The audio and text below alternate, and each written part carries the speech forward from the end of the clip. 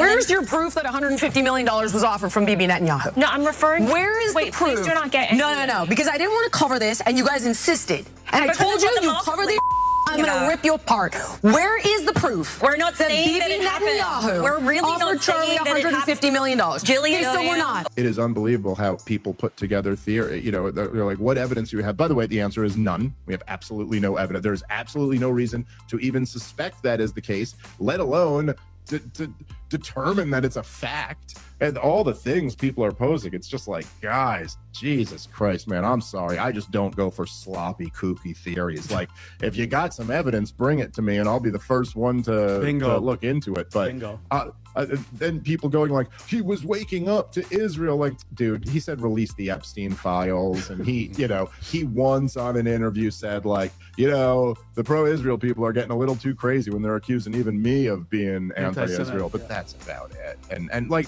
to his credit, he defended like having me at the thing and having Tucker and Megan there and stuff. But like, you've just got no real theory here, and it just makes no sense at all. Like, they telling me the government of Israel took out their number one guy who still had influence amongst young people. I don't know. I'm going to talk about Charlie Kirk on this episode, dispelling some of the disinformation that's been spread.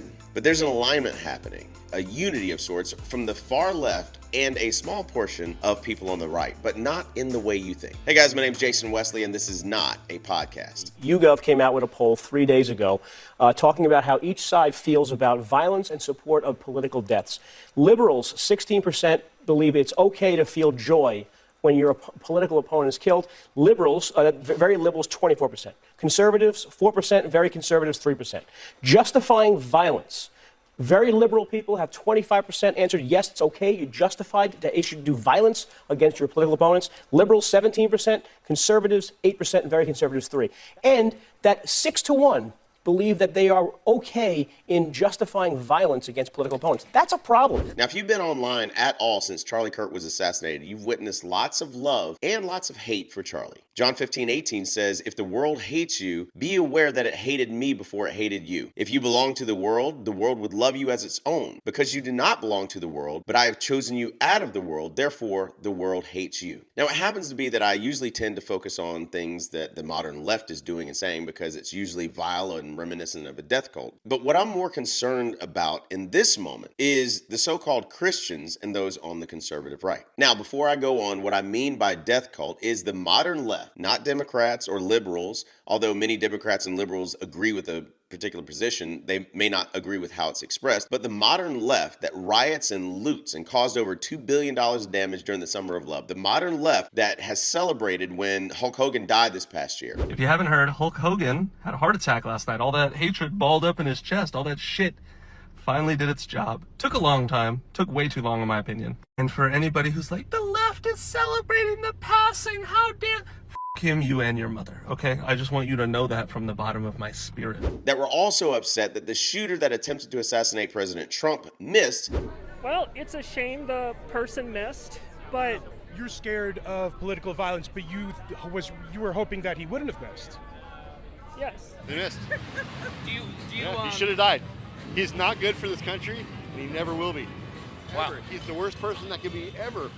The modern left that destroyed and burned Teslas because they hated Elon Musk, that proudly shout their abortions. For me in particular, because I did have 2 abortions as a young woman, I feel that my ability to access that kind of medical care made it possible for me to live out my dreams and do what I really wanted to do with my life. The modern left that started a GoFundMe for the black man that stabbed Irina, the Ukrainian girl, in the neck for being white, while the mainstream media wouldn't even cover it at first. GoFundMe said that it removed multiple fundraising campaigns created on behalf of DeCarlos Brown Jr., the ex-convict accused of stabbing and killing Ukrainian refugee Irina Zarutska aboard a Charlotte, North Carolina light rail train. So, has Stephen Furtick, whatever his name is, spoken out against this? Because he was really big, Elevation Church, big BLM guy about George Floyd. Has Stephen Furtick, the popular megachurch pastor,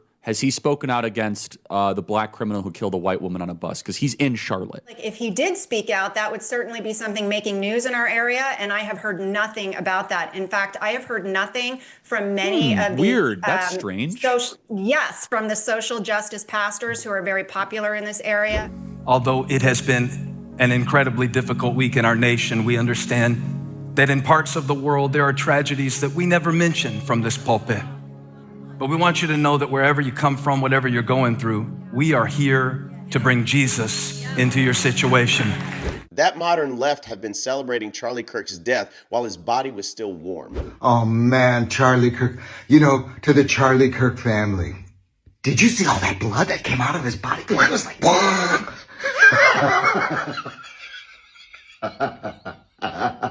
Did you see all that blood? That dude's dead. I don't give a fuck about Charlie Kirk dying. No, I don't give a fuck about his Nazi wife not having a Nazi husband anymore. You guys are just so horrible. He was shot in front of his 2 kids. He was a father. So was Osama bin Laden. Above all, he was a father and a person. I don't give a fuck. Like, he was literally the devil. He was the devil sent from hell. His children are not in a worse position now. Arrest me. Like, he is the devil. I'm glad he's dead. I'm happy that cocksucker's dead. Yes, on record. I'm happy that cocksucker's dead.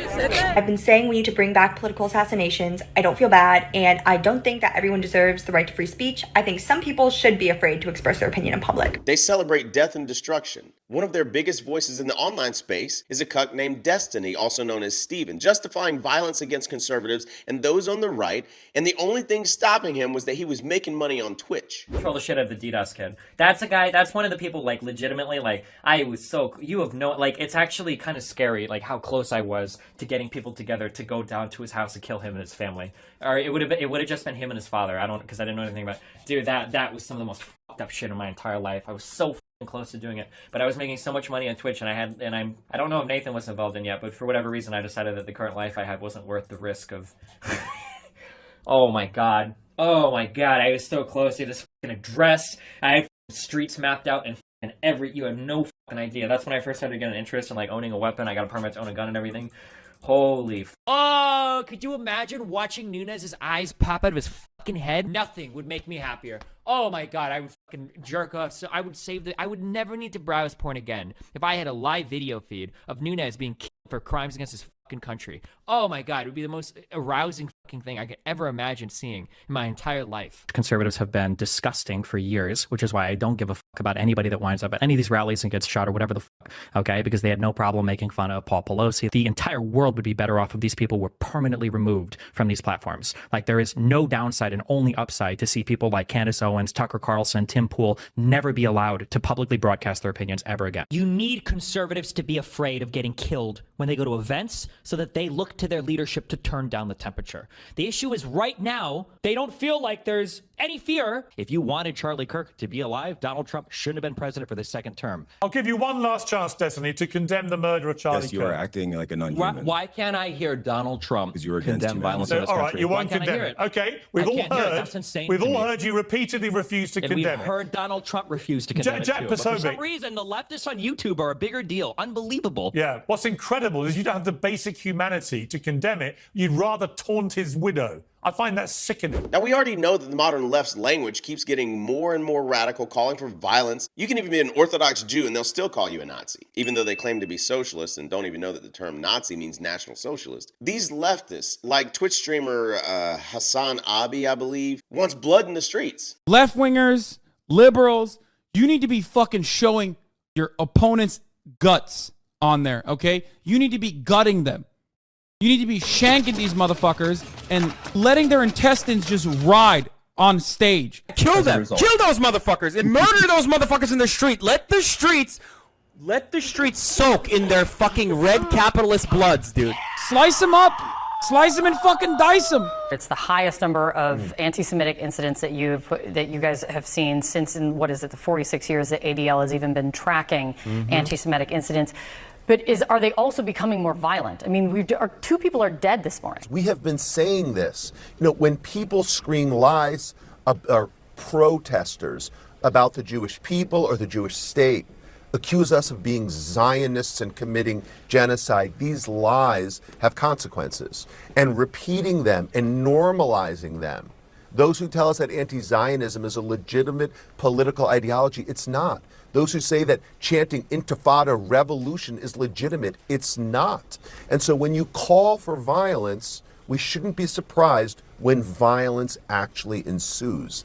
All of us need to call it out. I'm thinking about the New York Times doing a gauzy profile a few weeks ago of this gamer, Hassan Piker, who regularly employs awful genocidal rhetoric against Jewish people in the Jewish state. Like, extremists should not be empowered.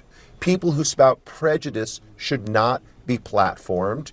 This is a moment when we need to look ourselves in the mirror and say, we've got to stop this because the consequences are deadly. Or teachers posting messages like this: far-right a-holes have a target on their back and deserve to die. One down, millions to go. Now I could go on, but there are also those on the right and actual so-called Christians that are attempting to use Charlie's death to promote a conspiracy that Israel is responsible for Charlie Kirk's death, and that if you don't believe it the way that they believe, you're just a smooth-brained fool, even though they provide no evidence otherwise. And you have to be the smoothest brain on planet Smooth Brain to believe this.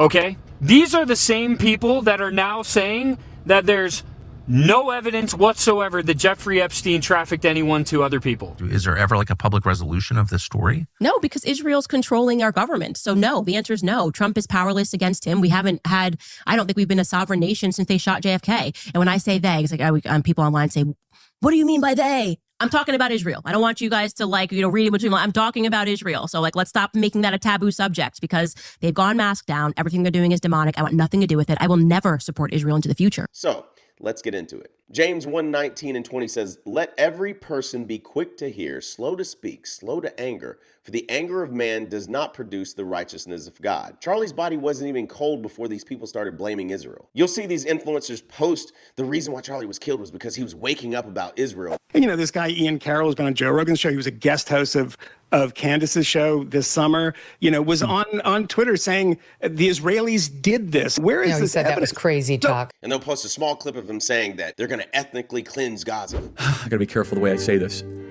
They're gonna try to ethnically cleanse Gaza. I mean, I don't use that term lightly, okay? They're talking about basically removing 2.5 million people from there, okay? And let me tell you, my pattern recognition over the last 5 years has become pretty sharp. COVID, Maui fires, Epstein. When I see a story and it doesn't click, our guts are usually right. But for some reason, they'll never post this part of what he said on the PBD podcast. Those seek justice and revenge. They do.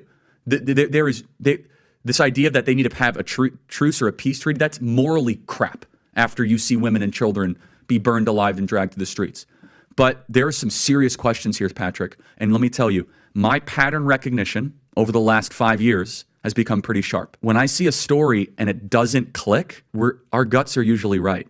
When you use the term ethnic cleansing, that will, make the hairs on the back. I'm not of your accusing them of that. I'm just saying that term. Okay, so I just want to be very sorry to interrupt. Sure. I'm saying that's what they're going to be accused of. Correct. But if there are some people in public life in Israel that, Patrick, what did your pilot guy say?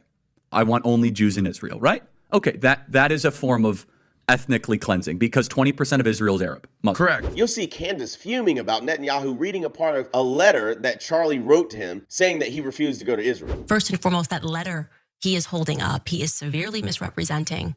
Those sentences are real, but I am calling upon Bibi Netanyahu, the dear friend to Charlie Kirk, to publish the letter's entire contents. Don't start with just 2 sentences. Publish the entire thing. You're holding it.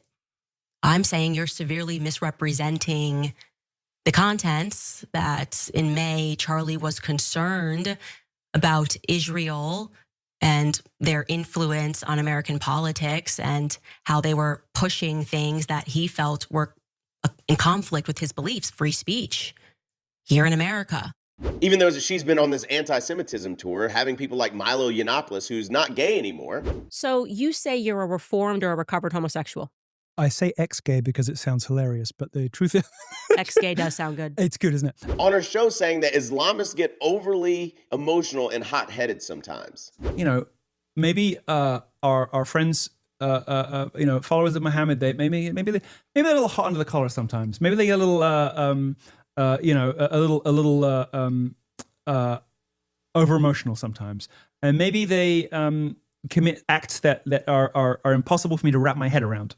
Suicide bombings and things like that, and maybe some of it is motivated by religion, a lot of it's politics, and a lot going on. And you shouldn't even be able to run for office unless you're a reconstructed Zionist. The more of our politicians we see over there, the more we hate the whole lot of you. It's going to be a litmus test. It's going to be literally, we are not going to elect any politicians that support this nation. I believe that. I think it's going to become a liability, and then it will become impossible to admit for politicians, at least in public. And under those circumstances, if you have to be sort of crypto Zionist at that point where you can't say it or vote for it. Crypto Zionist. He said the entire state of Israel needs to be turned into a museum. Major power, backed by all the others, is once again running the region. It seems to me to be the only solution. Basically, you move pretty much everybody out and turn the whole thing into a giant museum. Yeah. Because the creation of the state in the first place seems to me to be riddled with no solution. It's a puzzle with no answer. And the only way to address it is to undo the mistake that was made in the first place. It's quite a large area of territory that's under dispute here. It's a big place. And I think space can be found for everybody. And it's not like Israelis haven't had to move before. I have no doubt that the end of the state of Israel, which must come, will be accompanied by great horrors. But this is a state that is no longer any good even for Jews. Because I'm watching her and I'm looking at the expressions of our own politicians, and I'm feeling more anti-Semitic.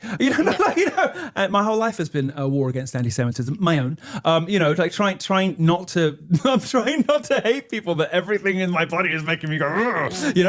And I'm losing that fight, people. If that's not river to the sea talk, I don't know what is. Candace said that she doesn't want Israelis or Americans living next to her that support shooting children and blocking aid. I think the majority of them are okay with what's happening in Gaza. That's terrifying. I don't want that person as a neighbor. Any person. I don't even want the Americans that are supporting us as neighbors. I'm basically going, okay, where should we send these people? They can't be here. You can't be here if this is your guiding philosophy in life, that it's totally acceptable to mass murder children and to shoot them and to look the other way when they're trying to get food, to block aid, to allow a starvation campaign to get what you want. You need to leave America, by the way. So that's where I'm at. Yes. Even though she's referring to a kid that Tony Aguilar spoke about on Tucker Carlson's podcast. With the crowd, but he walks over and he reaches out and he holds my hand and he kisses my hand.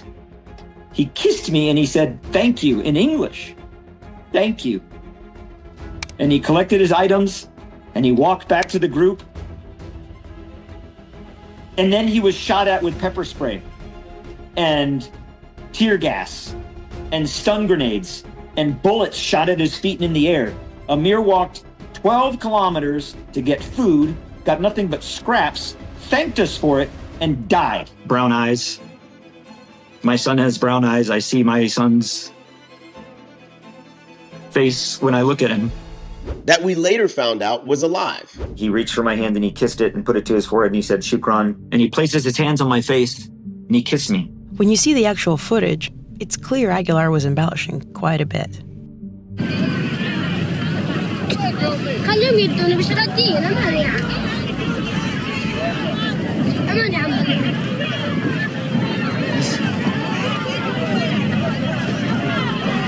This little young man here, obviously pretty young, he has food.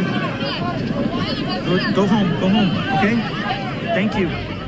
Aguilar claimed he saw this little boy, whom he renamed, shot and killed on May 28th. But when we spoke to his family, they told us that while indeed he was missing, he had been with them as recently as July. في 28/7 ذاكرة التاريخ يعني؟ أمير اختفى في 28/7. So if the boy only went missing in July, Aguilar could not have possibly seen him killed in May. And by July, Aguilar wasn't even in Gaza anymore. His GHF contract ended June 13th. He insists he resigned. GHF claims he was fired for poor performance, conflicts with staff, and erratic behavior. Screenshots of his texts show him berating colleagues, then begging for reinstatement, then resorting to threats. But as Aguilar's credibility was falling apart, the media stuck with him, and he stayed on the circuit. Where's Amir? Listen, where is he? Where is he? Amir is dead. And he died at the hands of the IDF. And then the boy was found, alive. The boy is alive and safe. Falsely identified as Amir by Mr. Aguilar, his real name is Abdul Rahim Muhammad Hamdan. His family calls him Abood. He is almost 9 years old. We verified his identity through a variety of means, including biometrics and the very shirt he wore the day Mr. Aguilar claimed he saw him killed. And then we found out the aid wasn't being blocked by Israel, but Hamas was stealing the aid, and Israel sent over 1.3 million tons of aid into Gaza since October 2023. انت عارف انه كل الناس هذه ما حدش لا لاقي شرب واكل. كلهم بيعانوا. الوضع صعب، لا تدخل مساعدات. ما في المساعدات كلها نازله تحت. المساعدات ما بيجوا للامه ولا بيجي للشعب كله. احنا جايين من غزه وكل الدعم بيجي لنا. أنا بحكي وما بخافش منهم. أنا بحكي إلهم كمان. أنا كل الدعم بيجي لقطاع غزة. بس حج كتير بيوصل اللي بيوصل إشي قليل وبيتوزع هيك بيحكوا. كله للبيوت إلهم. خليهم ياخدون ولا يطخون ولا يعملوا اللي بدهم إياه حماس. Now, think about this. What nation has ever been at war with a group of people that attacked them worse than any other time since the Holocaust, took over 200 hostages, the war fighters hide under hospitals, schools, and mosques, put civilians in front of them and use them as human shields, and then sends them 50 to 150 trucks a day of aid to those people? They send them leaflets warning them of attacks, phone calls, and texts to limit civilian casualties, and have only had one requirement since day one to end the war. And that's been return the hostages and Hamas turn themselves in. To the people of Gaza, I have a simple message. This war can end tomorrow. It can end if Hamas lays down its arms and returns our hostages. That's it. Hamas can end the war today. Now, Candace seems to think that Trump is evil and he's paid off by the Jews and he couldn't get back into her good graces unless he saved her money on her taxes. I don't know. What he would have to just be like, I'm canceling federal taxes. Federal income tax, but that's exactly. And I think I'd still be angry about the Epstein thing. We'd still be angry, but if he did cancel federal income tax. Almost going back. No, give us the Epstein files, but like he's got some levers left to pull. He's gonna have to cancel. So there's that. She's honestly sounding more and more like the Hitler-loving Kanye. What some of the mafias are doing either. I like Hitler. Mafias are doing either. I like Hitler. Now, I was actually behind Ye for a while, recognizing that he said some crazy stuff from time to time. But then it just got weirder and weirder. Bro went from praising worship in the park to praising Hitler. And I was like one of the sharks on Shark Tank. For these reasons, I am out. Now, to be fair, Ye recently apologized for his anti-Semitic tirades. The rapper declared that he is done with anti-Semitism in a series of posts on X, and said in a follow-up tweet that he loves all people. He asked for forgiveness in another tweet, writing, "God forgive me for the pain I've caused," and added, "I forgive those who have caused me pain. Thank you, God." Now, Candace, on the other hand, hasn't and says that Israel's committing a genocide in Gaza. Like Dave Rubin, who reacted to this tweet, like I said something so crazy. Like I thought that was obviously true. We should never be supporting a genocide.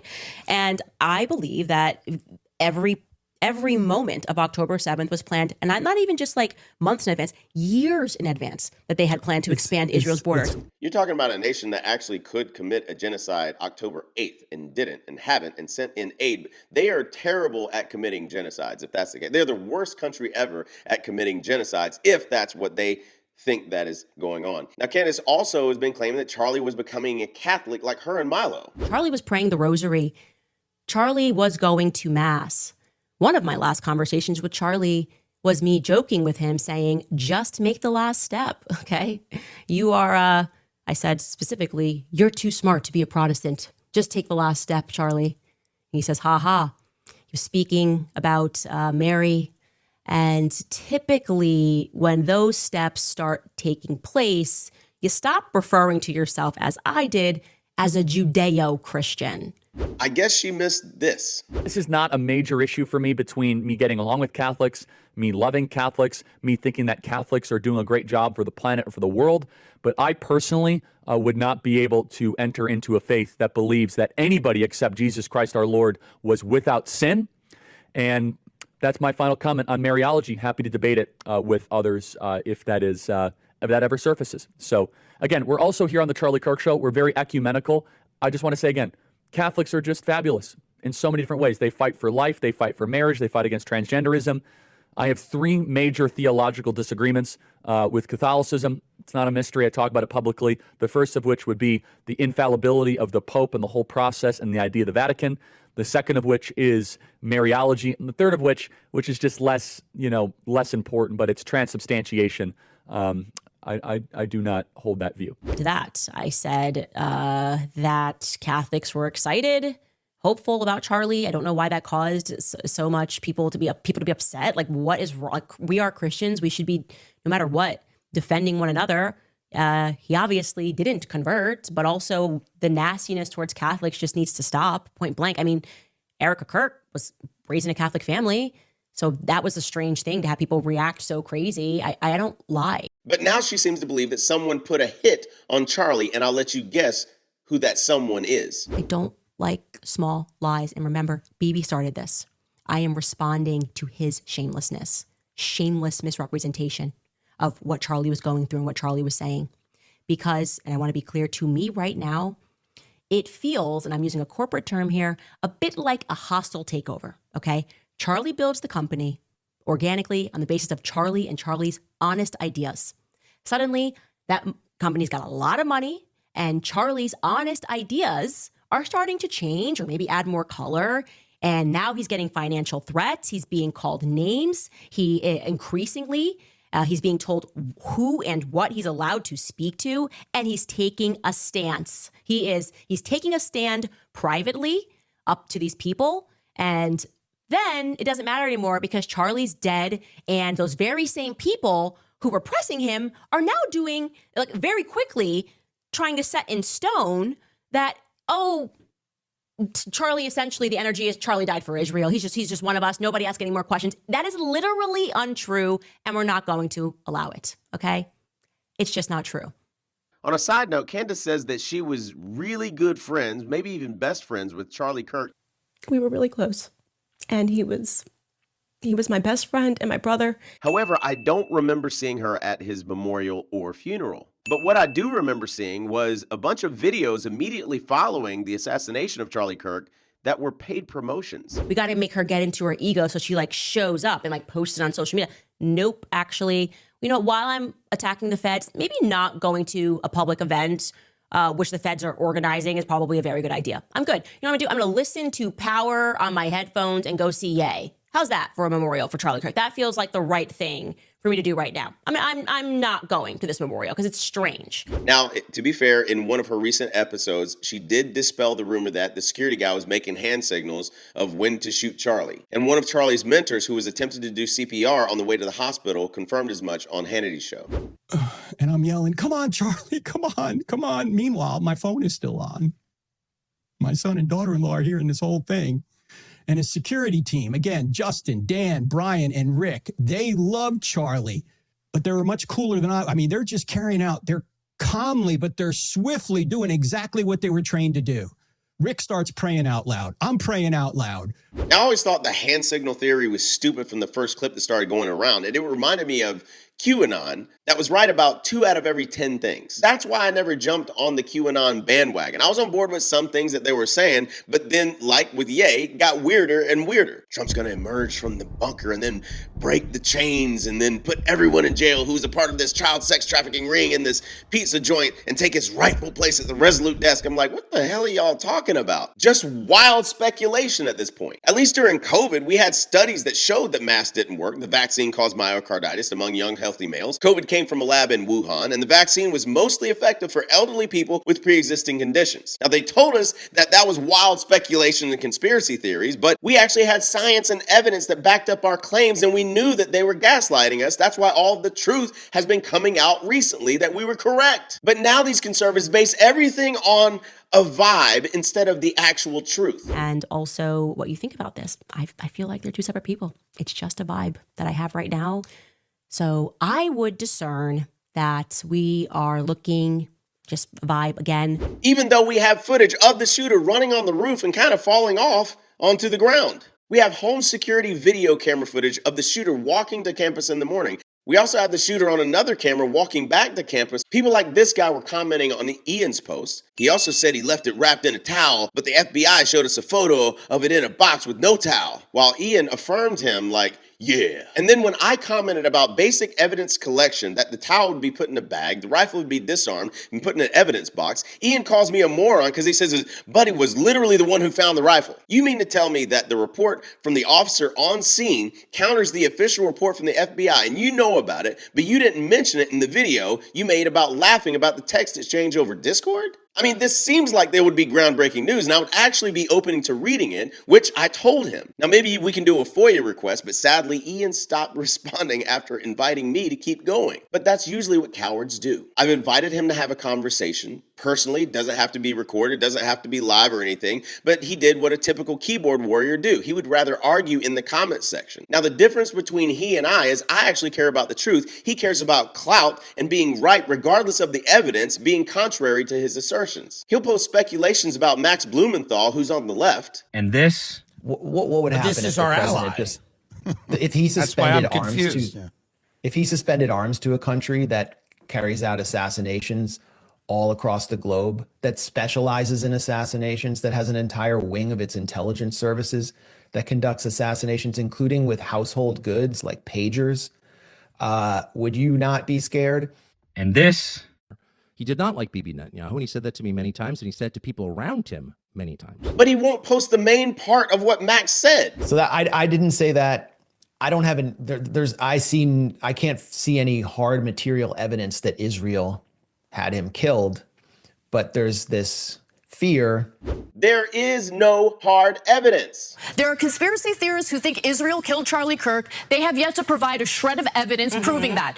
Now, a small cadre of people on the right that claim to be Christians and conservative that think that they own MAGA are the same ones claiming that Trump is hiding the Epstein files because his name is all over it, and Dan Bongino, Kash Patel, Pam Bondi are covering for the elites that are trafficking children, and Epstein is working for Mossad. Even though Naftali Bennett, no friend of Netanyahu, said that he wasn't a Mossad agent, and Charlie even mentions this, so guess what? We keep digging. By the way, on the Epstein thing, Naftali Bennett says he wasn't an Epstein agent. We have to be pursuers of truth. They've denied it. Fine. Let's keep digging. Now, if you want to question it, that's great. That's fine. Ghislaine Maxwell's father, the billionaire Robert Maxwell, was a Mossad agent who mysteriously died. It's when you make an actual claim that he definitively was working for Mossad because you hate Jews or Netanyahu, where you start to go off the rails, even though Epstein's supposed friend was former Israeli Prime Minister Ehud Barak. Epstein also invested a reported $1 million in a limited partnership established by Barak in 2015, which their relationship was admonished by current Israeli Prime Minister Netanyahu, who at the time called for an investigation into their relationship. Now, when I say small cadre of people on the right, here's what I mean. Yes, Republicans are not thrilled with how the government is responding to the Epstein case, but so far they are in fact not taking it out on Donald Trump, at least when it comes to his overall approval rating. Now, you might be asking yourself, why? Well, I think this nugget gives it all away. Republicans who said the nation's top issue was the Epstein case, get this, 0, 1. One respondent, not 1%, one respondent of Republicans said that the nation's top issue was in fact the Epstein case. What we're dealing with is a public that is very much dissatisfied with how the government is responding so far to the Epstein case. A lot of folks, both on the right and the left, do in fact believe that the government is hiding Epstein's alleged client list, but yet when it comes to his approval rating, Donald Trump's approval rating with the Republican base, so far they're sticking with him because at this point, even if they believe the government is potentially hiding something, they don't think it's all that important. Those same people on the right will say that Charlie was killed because Charlie was speaking out about Jewish money and was cornered at Bill Ackman's gathering, pressured or else. Bill Ackman was very upset and threats were made. I know it went down this way. I'm waiting for one of them to go on record and to say that it didn't go down this way. It was at this time that Bibi Netanyahu was called and Charlie was invited to Israel. This was an under duress situation, I would say. The money Charlie was speaking about was donors to his organization that happened to be Jewish. Now, people have said that he turned down an invite to Israel by Prime Minister Netanyahu. And we can speculate as to why, but to say definitively or suggest that Israel definitely did this is foolish without substantiating evidence other than trust me, bro. He's been outspoken about Jewish donors for a long time. This isn't anything new. There are self-hating people in any group, right? And there are some Jews that are still like making excuses for all this. Not all of them, though. you're starting to see a fair amount start to defect and say, hold on a second. And Jewish donors, they have a lot of explaining to do, a lot of decoupling to do, because Jewish donors have been the number one funding mechanism of radical, open border, neoliberal, quasi-Marxist policies, cultural institutions, and nonprofits. This is a beast created by secular Jews.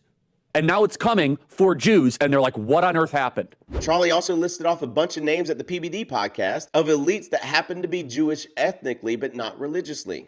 And it doesn't take a lot of them, Patrick. You get a Soros, you get a Laureen Powell Jobs, another name for you, Reid Hoffman, another name for you, Mark Benioff. Benioff's a legit Marxist. Like, that guy is to the left of Stalin. He bought Time Magazine. Yeah, he's a Salesforce. He's a Salesforce, and these are just off the top of my head, right? Yeah. So you get Laureen Powell Jobs, you get Benioff, right? You get Mackenzie Bezos, you get Soros. You're talking about serious capital in addition to the Ford Foundation, the MacArthur Foundation, the Bill and Melinda Gates Foundation.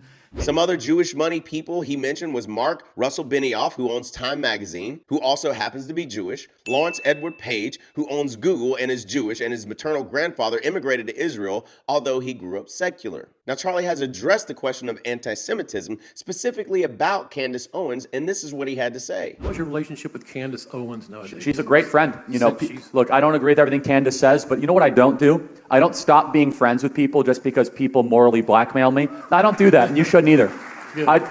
Look, I have different views on things as Candace. I have different views on Israel than Candace. I have different views on a lot of geopolitics. But honestly, I traveled the country with Candace. I went to her wedding. I saw her meet her husband. I went to Israel with Candace, which is a fun story I'll tell you at some point. But what I don't like is when people demand, you must stop being friends with somebody. Whoa, whoa, whoa. That's a left-wing tactic. Don't do that. I'm not saying you do that, but other people do that. We should never resort to that.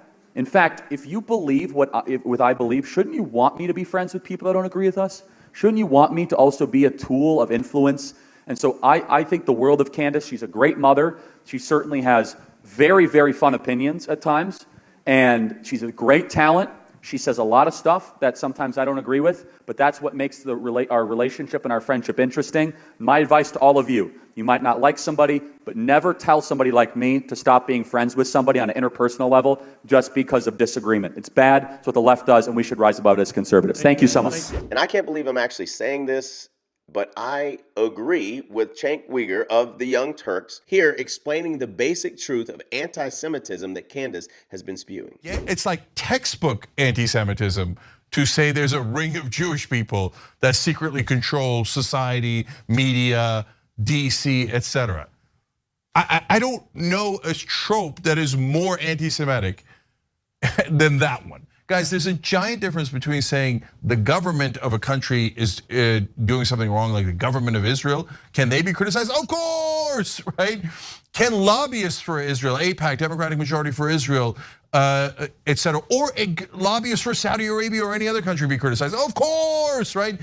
Can specific Jewish people, Turkish people, black people, etc., do things that are wrong? Of course. But when you say there's a cabal of Jews secretly running things, that is exactly what's gotten Jewish people killed throughout history, and it's maniacally wrong. It's ridiculously wrong. That's not how the world works at all. That's exactly how ignorant people think.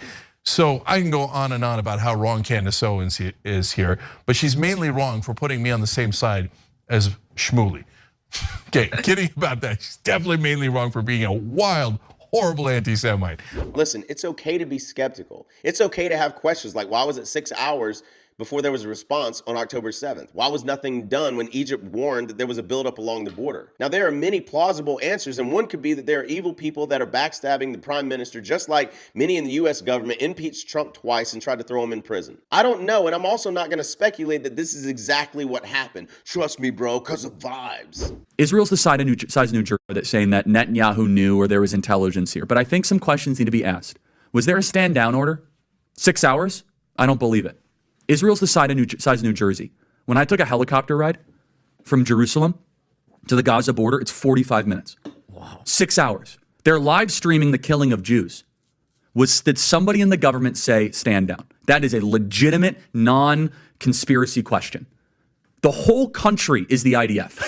The whole country is. Yeah. And you're trying to tell me that they're going to concerts and kibbutzes and schools and by reports 6 hours. Let's say it's 3 hours. By the way, I'm actually very pro-Israel. So let me be very, so I'm not exactly. Well, I think we all are. No, I just want to make sure my position is clear here. But so Patrick, there are other explanations. It's possible that the Netanyahu government was double-crossed by bad agents. Okay? That's dark, but it's not as dark as what we're talking about. Okay? Another aspect is that Netanyahu might have traitors in his government, like legitimate traitors that have infiltrated. I was texting with some senior people in the IDF, and they said, Charlie, can't say too much, but let's just say the same problem you have with the left in America, we have here in Israel. Was there something to think about? Charlie and Meghan were posing reasonable questions that have also been posited to them by their supporters, but it goes off the rails when you make actual assertions that this particular thing happened with zero evidence. Now, if you're on the outside looking in, I get it. It may sound confusing, but my God is not a God of confusion. That's why we must continually seek him. We've gone from skeptical to cynical, and that cynicism breeds arrogance and pride. Charlie wasn't cynical, he was still skeptical, which is reasonable. You want someone to blame the shooter. When it comes to Charlie's assassination, as you know, I'm really clear on who killed Charlie. I believe that it was this trans guy. Well, guy dating the trans guy. You want something a little bit more sinister? How about the deep internet culture that disconnects young people from reality, like putting them in this matrix of subcultures that radicalize them, which is evident by the actual inscriptions on the bullets. Tyler Robinson used bullets that he had engraved with phrases that revealed less about his political affiliations than his fluency in deep internet culture. One bullet said, "Hey fascists, catch," then included a code for dropping a bomb in the video game Helldivers 2. Another said, "If you read this, you are gay." And the third contained an emoticon-laced message drawn from furry subculture. This is actual evidence. These right-leaning conservatives touted the manifesto from all the other trans and leftist shooters and were upset that the media wouldn't show it. But in this case, these same conservatives want everyone not to look at the shooter and his confessions, texts, inscriptions, radical subculture groups, and say, no, but look at Israel. They did this. Another question here they asked about Candace Owens, and I'm a big fan of you. I was a big fan of her, but she's obviously been going down this anti-Semitic bent. And as someone who I enjoy watching your debates, are they people you'd be willing to engage with and maybe shut them down in a way through a debate or something like that? Well, I mean, I'm not going to debate Candace. But no, look, I'll debate anybody that shows up at our campus events first and foremost. But I do want to take what you say and extrapolate it. That there is a corner of the internet of people that want to point and blame the Jews for all their problems. Everybody, this is demonic and it's from the pit of hell. And it should not be tolerated, period. You would have thought that if Israel would do this, that they would take out Candace or Kanye a long time ago. Matt Walsh has a theory that makes a lot more sense about the text exchange than a foreign nation that has the ability to use pagers that blow up on your hip, that they would hire a 22-year-old that hates Israel and hates President Trump to be the fall guy for a Mossad operation in which an entire leftist culture celebrated and adopted as a rallying cry for the death cult. Was there a conspiracy here? I think all of the evidence and common sense points to yes. A conspiracy, a far more wide-ranging conspiracy among left-wing militants. That is the conspiracy that I find very plausible and which must be investigated. And it's very easy to see. It's a very plausible scenario that he had help and he had coordination with other militants. And the plan after the fact was that he was going to take the fall. And so he staged these communications that they knew would be found. And that's why it sounds like that's what it sounds like. It sounds like this is exactly the conversation you would have if you're trying to check all the boxes to absolve this other guy and put it all on yourself. Now, if you are on the left and you want a masterclass in how to be a decent freaking human being, listen to Jamie Lee Curtis, who is, by all estimations, on the far left. Listen to her speak about Charlie Kirk. I'm sorry. Kirk. Right? Kirk. I just call him Christ. I think because of Christ, because of his deep belief. Mm. I mean, I disagreed with him on almost every point I ever heard him say. Yeah. But I believe he was a man of faith. Mm. And I hope in that moment when he died that he felt connected to his faith, even though I find his ideas were abhorrent to me. Yeah. I still believe he's a father and a husband and a man of faith, and I I hope whatever connection to God means that he felt it. Do not call conspiracy everything this people calls conspiracy. Do not fear what they fear, and do not dread it. The Lord Almighty is the one that you are to regard as holy. He is the one you are to fear. He is the one you are to dread. How about this? As Jordan Peterson would say, sit up straight with your shoulders back, follow the rules for life, make yourself interesting, learn something new every single day, and instead of pointing at a small group of people and engaging in this brain rot, become a better person. You'll be a happier and healthier, more joyful and productive person because of it.